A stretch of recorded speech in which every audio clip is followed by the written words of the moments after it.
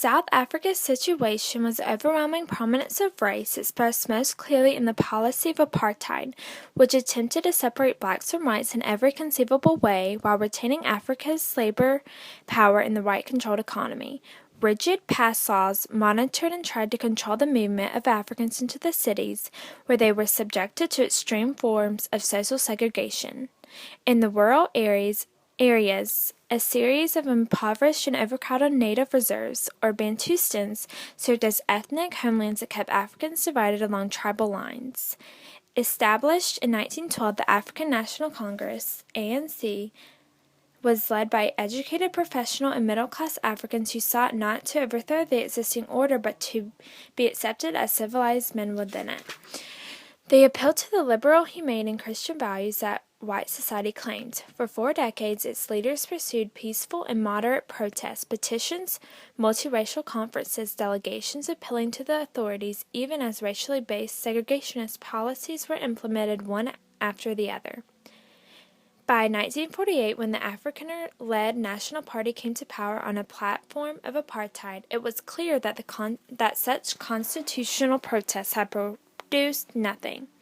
During the 1950s, a new and younger generation of the ANC leadership, which now included Nelson Mandela, broadened its base of support and launched nonviolent civil disobedience, boycotts, strikes, demonstrations, and the burning of the hated passes that all Africans were required to carry.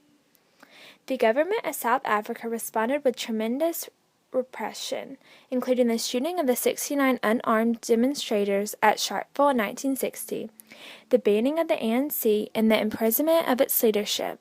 This was the context in which Mandela was arrested and sentenced to its long prison term.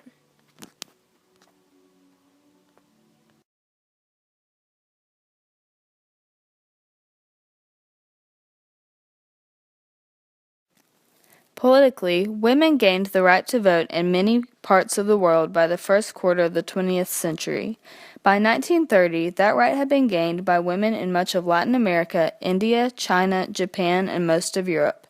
After World War II, most of the newly independent African countries included women's suffrage in their constitutions, and it is only in the most fundamentalist of the Middle Eastern countries that women still do not have the right to vote.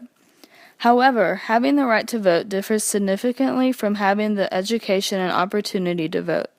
In most Asian and African countries, female access to formal political power continues to be limited.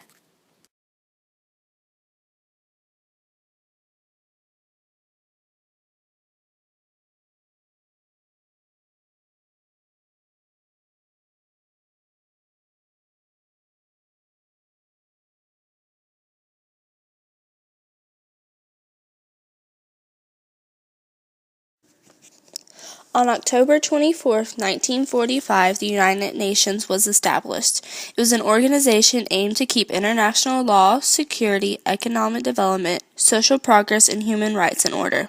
It replaced the League of Nations that Woodrow Wilson had come up with. It was to make sure that there was no more world wars and everybody was having equal human rights. Human rights are based on inherited dignity, rights to freedom and equality.